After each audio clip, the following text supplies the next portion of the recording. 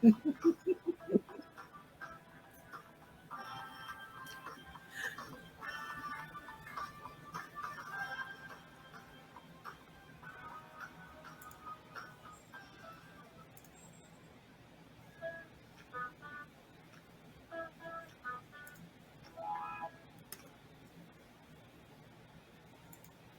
right, now let's get to spending time today with one of my favorite people. But before we begin, I want to let everyone know this is the Local Wonder series. I have Dr. Lacrecia Dangerfield here.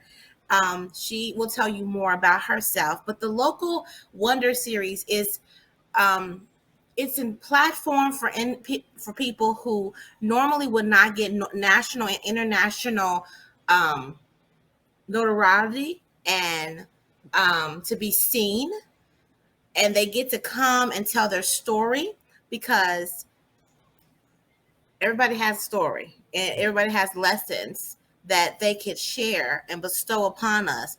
But also, I just want to highlight like the wonderful wonders that we have here in Nashville, Tennessee to everyone else in the country, because we're the it city and we have amazing people here. So entrepreneurs who are striving to really make a difference. So without further ado, I would love to introduce you all to Dr. Lacrecia Dangerfield.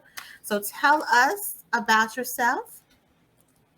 Well, thank you for having me. And as Erica said, I am Dr. Lacrecia Dangerfield. I am a native Nashvilleian.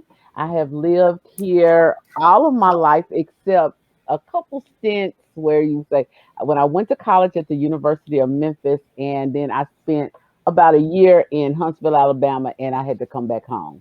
I because I love Nashville. I love the uniqueness of Nashville. What makes us the it city now is different from what made us the it city as I was growing up. A little bit about me. I'm the oldest of three girls, and I have a passion. I guess being when you're the oldest, you get a passion of being able to help other people do what they need to do so that they can be in the right place because you are usually the responsible one, as your parents would say. You like as the oldest, you're responsible for your younger siblings. So I learned how to be responsible for other people. But my journey into what I do for a living came through the means of first being in the business arena. I started out in business, working for a Fortune 500 company in benefits payments and custodial banking. And I had fun doing it. It was fun because I always have liked business. Because I even remember when I was a young child, I was like, this is how I got the entrepreneur bug. I don't know if you remember, and this may tell my age. This may tell my age, Come on. but there used to be in the back of these magazines. It used to be these cards where you can mail off and get these catalogs, and you could sell all kind of like Christmas cards and different cards in the mail to make money. Well, I found the card, I submitted it, and I started selling Christmas cards and birthday cards to different people. And you could order them and they would get shipped to your house. So I did that. And then I found out that you could sell shoes and clothes out of a magazine. You just had to show people the catalog. They order it, they get mail to it. So that's how I started like my whole entrepreneur journey when I was younger. But then, as I was went through school and did some things, I decided that my major was going to be an accounting. I was going to be an accountant because I was good with numbers, and I took all of that, and I was like, oh, I'll be an accountant until I was sitting in class my sophomore year at the University of Memphis, and my teacher was teaching, and I was like, this is boring. I was like, I won't be doing this for the rest of my life. Not at all. I got after class was over, I went to my advisor. I said, I need to change my Wait major. a minute. After that class, you was just like, After that. Mm, After that class, I was like, mm-mm. done. Because the teacher, he talked so slow, and he kind of had like this whistle when he talked. And I said, well, if this is what the work is about, oh no, mm-mm. Your girl can't do this she won't be doing this for the rest of her life. So I went to my advisor and I said, I need to change my major. And So my that advisor, look. my advisor was like, well, what you gonna change your major to? Right. I didn't have any idea. So I picked marketing. I was like, I'll go into marketing. That sounds interesting. So I got I got my bachelor's in business administration with the emphasis in marketing. Really? Mhm. Yeah. And it was so funny because I was like, I didn't know what I was gonna do with a marketing degree. Really didn't have any plans, didn't have any idea of what I was going to do. But one thing I knew for sure that I was not going into psychology. Listen, I knew I wasn't going into psychology. I like Wait a minute. What? I was not going into psychology. I took that psychology 101, because you always have to take a psychology 101 class. Now, I like sociology, but I did not like psychology because I was like, this stuff is boring, and who wants to sit here and learn about, and to be honest, some old men talking about how they think people behave. And I was like, I just need to make a D in this class to graduate, and we'll put this to bed. We will not think anymore about that. Well, So I was on my business track. I was like, oh, I'm going into business. I'm gonna, I worked for a couple places, and like I said, I worked for a Fortune 500 company, which is it was a custodial banking company, and I did benefit payments, paying out the benefits for retirees for a large corporation here in Nashville. I was on their team, so but I could like most of the month I could do my job in probably the first 3 hours of work, and then the rest of the time we got to visit with our friends at work, and so so that was an easy job. That was a pretty easy job until you had to run month in, and then they were like that wasn't as easy. But for the majority of the month, I got to do that, and but during that time, I got restless, mm, and I was like, this cannot be all that it is. Cannot be at all. I was like, what is it? So, as a woman of faith, I most definitely pressed into to God, and I was like, "Really, what is it that you called me to do when I grow up?" Now I was grown, but I was like, "What you want me to do?" And that led me on a path. I went back and took a class at Nashville State Tech as it was a psychology of adjustments class. And I was sitting in class, and our teacher had us to do a 5 year plan. And I had written out my 5 year plan, and it included getting an MBA. And I was going to do all of this. That's what I had. But the guy next to me, he said, I'm going to Trevecca and get my master's in counseling. And in that moment, it was like, that's for you. And I was like, hmm, now what does that look like? So I called Trevecca and got the information, started that journey, went through my master's program. February of the year, I was graduating in May. February that year, they came in and told us they were moving our department to Florida. what? They were like, we were about to move the whole department to Florida. And I was like, well, that does not apply to me because I'm not moving to Florida because I'm graduating in May and I was going to change careers anyway. So told my manager at that time, I said, I'll hang out with y'all until the end. As y'all transition everything to Florida, I'll stay on because I'm about to start a whole new career. And that's what led me into the counseling profession.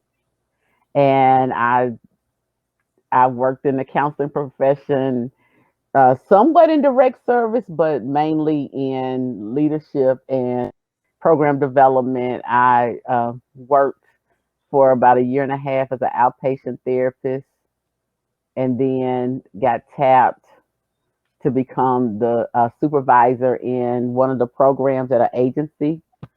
And I worked my way up in the agency from a supervisor to a program director, and then decided, got burnt out. Woke up one morning and realized that I wasn't enjoying life. Should Mm, should been enjoying life because I was, making good money. I was doing things that I enjoyed doing on my way on a trip out of the country. It looked good, and had started my doctoral program, but I realized then that I was probably dealing with depression, which I was, and I was like, life is not fun. I was like, what is it that I'm really, what can I do? What's next?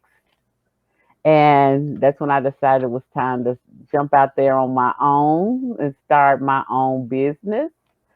And I realized in my work, while working at an agency, I enjoyed working with other mental health professionals. I enjoyed the work with the counselor, which right, led me to open up my business to provide personal and professional development services for other mental health professionals, and also to help develop other leaders. And that's what I do today, because I've always enjoyed working with other leaders, because I get to see the people that don't see themselves as leaders, to help them tap into what's inside of them so that they can show up and be visible and lead in their own right. mm. So there's so much. I'm just going to start from the first thing that I wrote down here. Hmm. So you, as the oldest, already was set up, from the very beginning, like as a leader. Hmm. Talk about that as you are interacting with people now, and how you see the implications of what happened to them growing up, and how it all kind of comes full circle. Hmm. So let's talk about that. Well, okay, growing up, like for me, like I said, I was the oldest of three girls, but I was also the first grandchild on my mom's side. So I was the one that was ruling the roost of like having my cousins somewhat like look up to me. I had to set that standard. So I became almost like that mentor to my cousins and to other family members. Was like, you set a good example, and as a leader, people follow you. People listen to what you say, and people follow behind what you do. And so that has helped me even in my own leadership journey, is making sure that I imprint others with a good foundation of being like of how you lead. But the other piece is being able to see how people get their perspective on life and how it plays out. Because I'm able to sometimes listen to a person's story and I'll be like, oh, I understand. I understand why you see things that way. I understand why you respond that way. But being able to have that compassion and that grace for other people, and to be able to lead from a place of compassion, and knowing that just because you're in a leadership position or someone is following you, you can't use your power to harm them. Okay. So being able to like, So you done said something. you really lead from a space of humi- humility, And that's what transformational leadership is about. That's what servant leadership is about. That's what authentic leadership is about. It is being able to operate from a standpoint of knowing who you are and being able to show up and do the work that you're supposed to do as people follow you. Okay, you just said something right there, knowing who you are. Tell me about your journey into knowing who you are. Well, one, being a therapist, no, but the other piece is I've always been that introspective kind of person. I always like have one, I always ask the question, who am I? Always been chasing after that. That has been like probably one of my biggest questions for myself. And so every day I'm asking who I am. But as I said, I'm a person of faith and believing that I was created by God. Yes. I always go back to him. It's like, okay, God, come on now. Who'd you create me to be? Like that's just honesty. Who'd you create me to be? And he shows me. And I learned things about myself like through journaling. I am like your self-help, personal development book reader. I want to read the books that's gonna tell you you need to do this so that you can do that. I am, and I always have been driven by wanting to be my best self because growing up I didn't have a choice but to be my best self because I was taught that you're representing your name. Your name is important. Don't let somebody find out that Lacrecia Dangerfield did this or that I was tied to like the Horners or the Dangerfields or the McDowells. Don't let somebody find out that you weren't representing the name well. Oh, that would cause problems. So being able to show up fully in who I am, like taking assessment tests, because like I want to know what the Myers Briggs has to say about me. So I'm an INFP. I read that and check it out to say, is that who I am? And I'm like, some of those traits that's me. Learning that I am an introvert to the core of who I am. And then also the Enneagram. When I took that, I was like, somebody really read my heart because I was like, I'm a five. I'm a five to the core. I'm observer. I'm gonna observe and I want to know as much information as I can get to make a decision. What so you talking about Enneagram. You Hmm. got okay. So observer, Hmm. tell us a little bit more about the Enneagram, like more about that, because I don't think some people know Enneagram. Hmm. So enlighten the audience on Okay. Enneagram. And let's Hmm. spell it. It's ENNEAGRAM. Hmm. Go look it up, okay? Yeah. And you'll see what she's talking about when she says she's a five. And there's an assessment that you can take for Hmm. free or you can buy one. Yeah. But tell us about Enneagram, and you said how it opened up for you, and also other personality assessments. Hmm. There's a plethora of them. Oh yes. Oh yes. But like for the Enneagram, it's a personality test, and it really looks at you fall into nine one nine personalities. And but when you look at it, it gives you this diagram, but like the numbers next to you are considered your wings. So Mhm. you could be a solid, like say for me, I'm a five, but my wing is a six.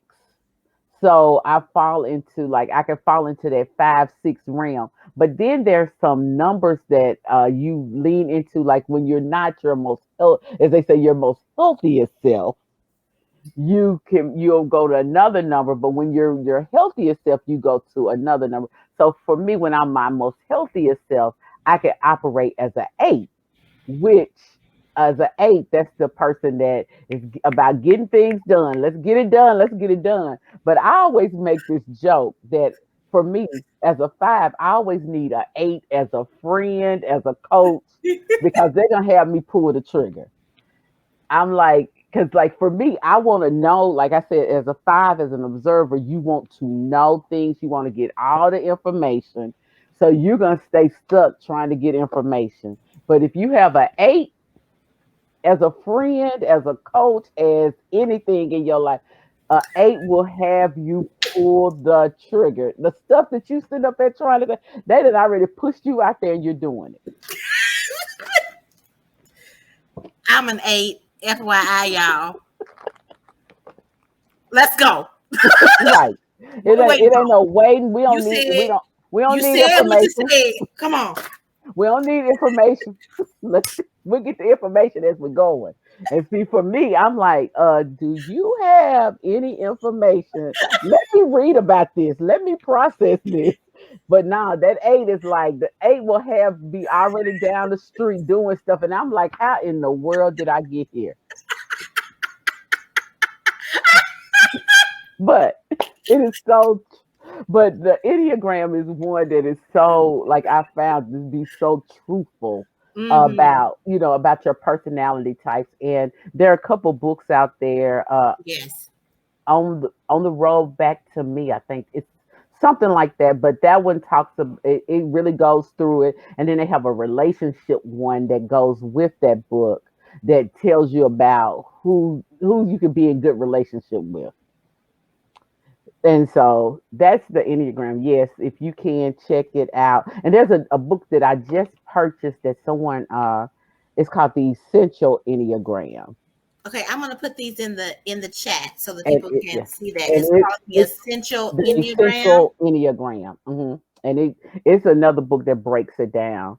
But coming up with other assessments, like I said, the Myers Briggs is one that I've used. I use uh, life path numbers, like where you add your date of birth together to get your life path number. I use that What is your numerology. life path number? I'm a 4, a, a, a I builder. don't know. I don't know much about 4s. I just happy that you even brought that up because I just be into stuff and I want to Mhm. know every last thing that they can say about me. All Mhm. right, Yes, because I yes. want to know. I want to know. But that goes back into you said there's a. I always ask, who am I? Hmm. And with you asking that question, there's a there's a knowing. I know myself, and then Hmm. also I know lots of things Hmm. because I'm spending time to know. Yes. And I don't think that that's something that's even like, for example, most of the entrepreneurs I know that I've interacted with Mhm. don't do market research prior to even launching. You got to know I what know. you're doing. I know my people. I know the people that I like when I work with them. I listen to what they're saying, but I'm taking notes. I'm the same way about like let me be dating a guy. I listen to what he says he likes. I keep a list of it. So when it comes down to like oh, you so attentive. I sure am because I've made a list of what you said your favorite drink is what? You like I what don't kind even of know how. you Look, like what kind of you got to candy talk bar? more about this whole dating situation because Oh, I always be getting folks talking about some. You gonna therapize me? Listen, I was like, this is who only way I am. right. And my whole thing is the only time I'm gonna therapize you is when you paying me. It's gonna be a bill at the end of this day. If you want me to do therapy with you, before we leave here, I'm gonna leave you the bill.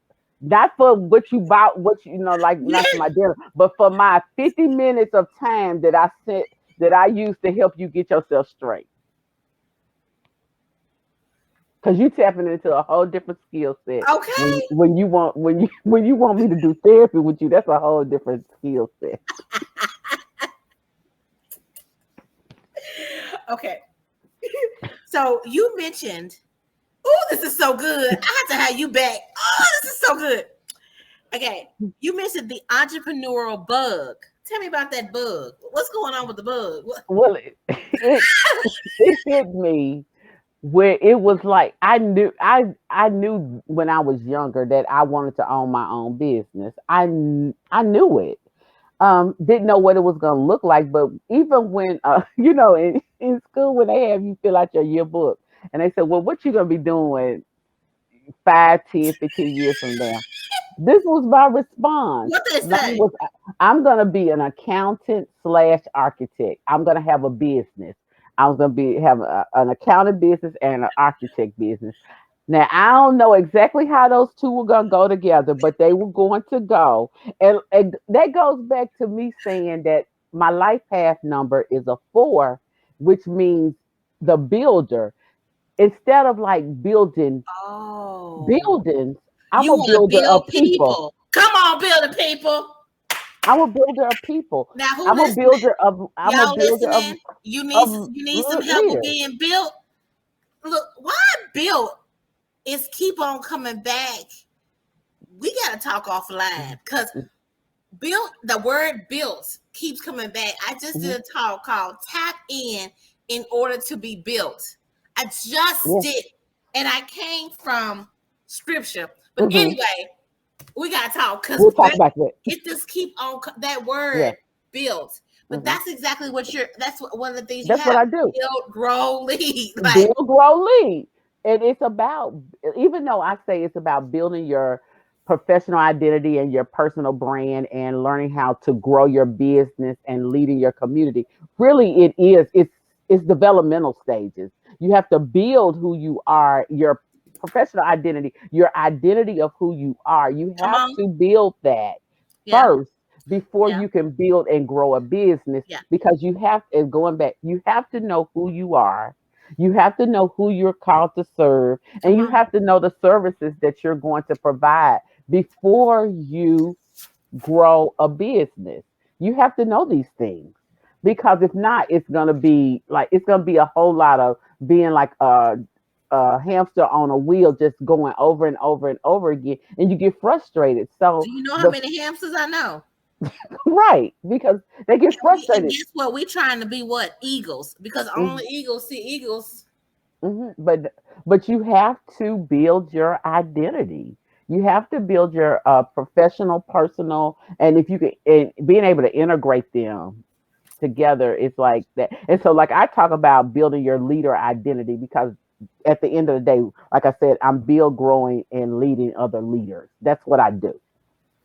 And so being able to, and then your next thing is to grow. You're growing your business, you're growing your exposure, you're growing your influence. As a leader, you're growing these things because they're there. You have to do that. And then to lead, you lead yourself, you lead others, and then you lead your community.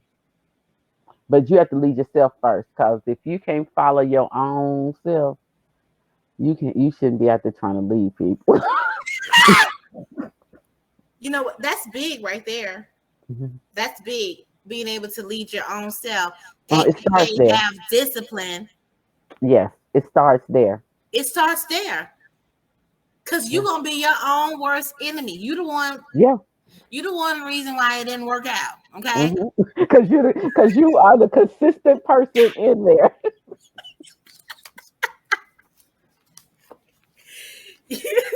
You did it. Okay. Come on. I mean, can we Right. just be honest? It's true.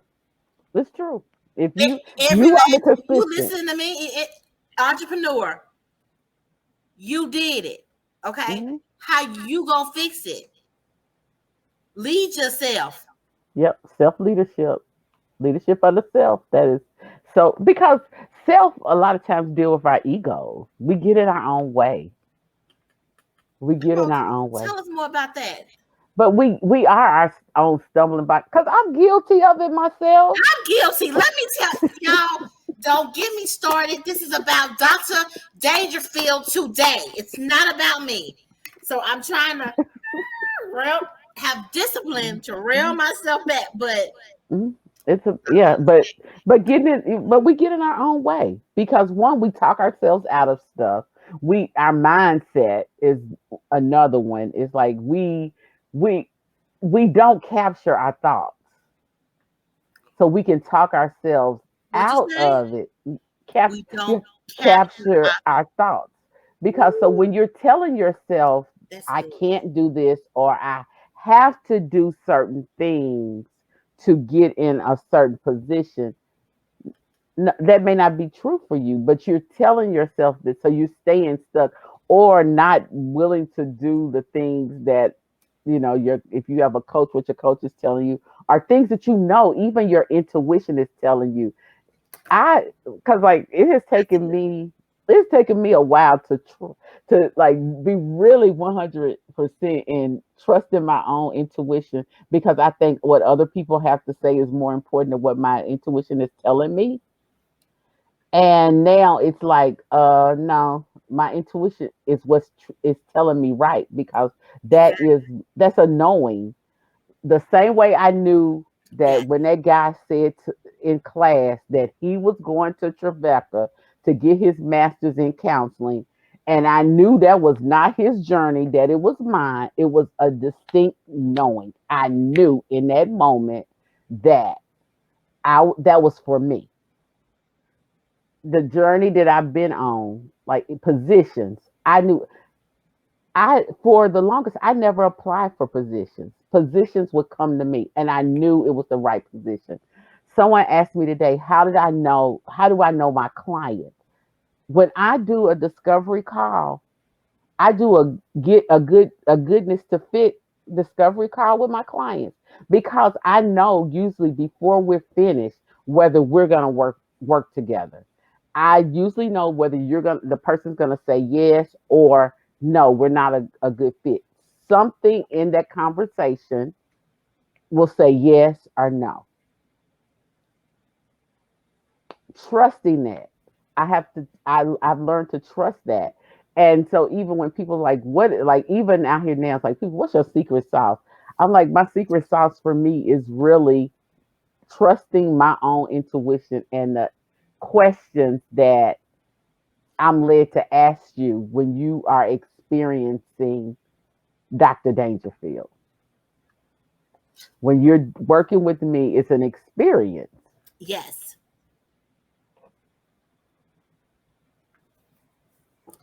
Woo. Lord have mercy. We supposed to have questions and answers right now. Angela, you got any questions you want to ask? Cause I just that time went by so I love y'all. I love this woman. But you got any questions? In the meantime, I have so much. I want to talk about you being restless. I want to talk about you knowing your calling. I want to talk about being burnt out. These are things people don't talk about. Oh, I'm honest about my journey. It's not it hasn't this is not fun. Being an entrepreneur may Come look on. it looks it okay, in the age of social media. That's what it is. Social media is the thing that has gotten us off like what is not reality. It's not reality. Because lately I've heard, I was like, somebody lied when the first show that came out was The Real World. That was the first reality TV show that was on MTV. Reality is not when seven to eight people are living in the same house, not really working, not really doing anything, just talking and having fun. That is not reality of adulthood. So okay, these so curated pictures of what being an entrepreneur looks like on social media is not what being an entrepreneur truly is.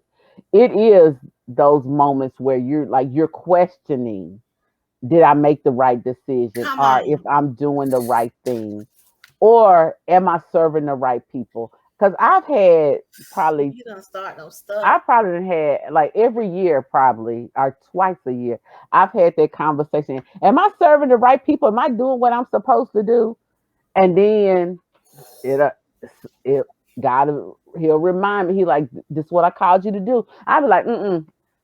Before we get out, I'll share the story. Last year, right before the pandemic, I went to this training, and I was in the training, and then on my way home, and it's a residential facility here where the training was at, and like it's really off the beaten path, so you got plenty of time to drive from it. So I was in the car, I was throwing a fit. I was like, God, I'm about to quit. I'm gonna quit working with these therapists. I'm gonna stop. This evidently is not what you called me to do. I was like, mm-mm.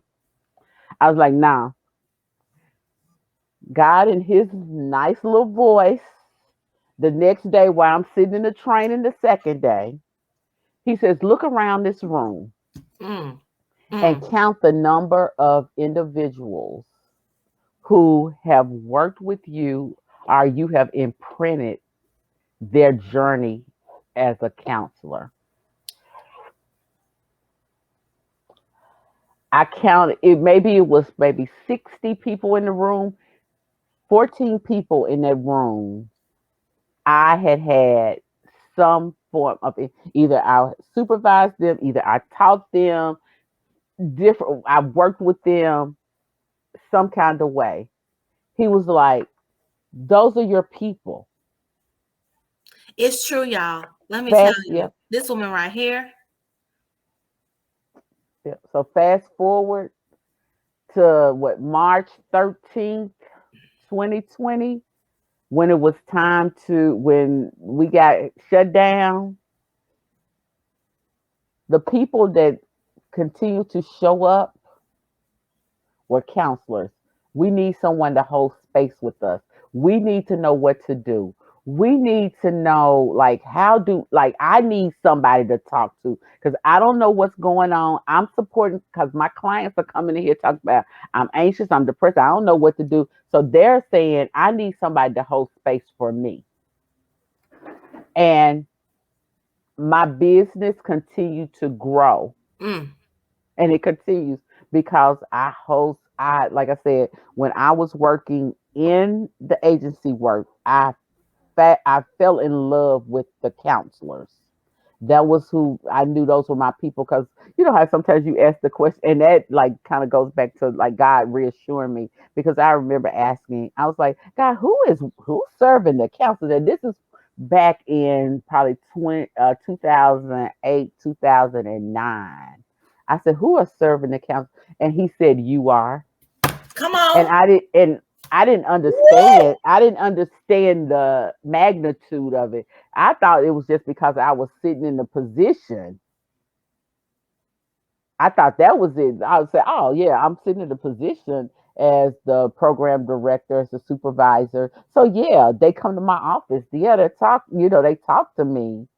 But it was, I realized it's bigger than that. It was bigger than that because now to see, the work that I do. So Angela asked a Yes, question. she did. Let me, can I host this, Oh, please? okay, you can host your own show. You can host your own show. Yeah, Okay, you I'm gonna can. need you, rest. Angela would like to know. She said, working with Dr. Dangerfield is an experience. Okay, Angela, let me know if you want to get on here and do a testimonial because I have no problem with letting you do that. Anyway, I want to confirm that. Okay, and then I want to say the question is, what nutshell suggestion do you have for new startups, entrepreneurs? Well, going back to what I was saying a few minutes ago was, number one, know who you are as an entrepreneur. Know who you are, but most definitely get clear about who you serve. Who are you? We try to, especially as therapists, but then also as entrepreneurs, sometimes we try to serve a lot of people because we're like, oh, if I don't serve this person, or if I say I'm not, if I'm not serving everybody, then I won't get anybody. But that's not true. It Not is true is when you narrow down and get focused, you're able to speak to your client or your ideal clients better when you're clear about that, and then know what types of services that they need, not what you want to offer them. What is it that they're looking for? And then being able to do that. But then the other piece, because first, I'm a believer is you build your brand first so that people will get to know you really before you build your business. Because if people don't know you, they won't know they don't know to come back from you, or they don't know you're there. But if you start that process of building your own your brand, getting out there, telling people about what you do, when you get ready to open your business, people will be looking for you, right. and then setting up those systems and the foundation. And Erica is a witness that she has been able to help me with that, because she's like, "What you do?" I was like, "I just do what I do. I don't know." But but I have a business. I have a business framework. I registered with the state, but the processes. I was like, I don't know. I just do it. I just do it.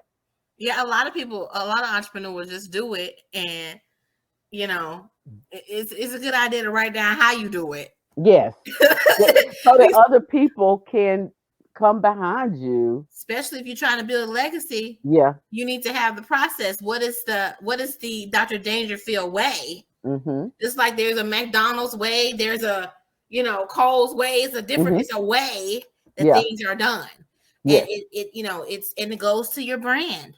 Mhm. And I actually wish for my own self, and I know you probably wish that too, that you had someone like Oh yeah. you.